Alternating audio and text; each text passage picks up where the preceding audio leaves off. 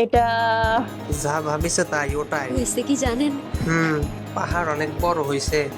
মনে হয় ঝাল লাগছে। সোশ্যাল মিডিয়ায় প্রতিদিনই নতুন নতুন ভিডিও ভাইরাল হচ্ছে। সম্প্রতি দেখা যাচ্ছে অনেক তরুণী সাধারণ পোশাকে ছবি বা ভিডিও পোস্ট করে আলোচনায় আসেন।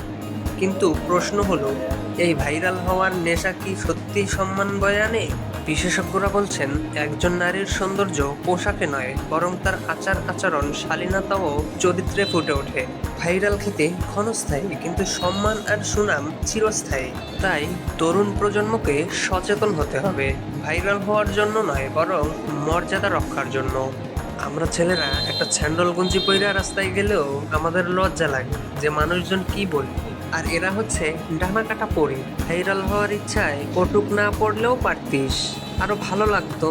এলিয়নের মতো লাগে, দুই পাশে আবার হাত দিয়ে চাপিয়ে ধরছে কেন?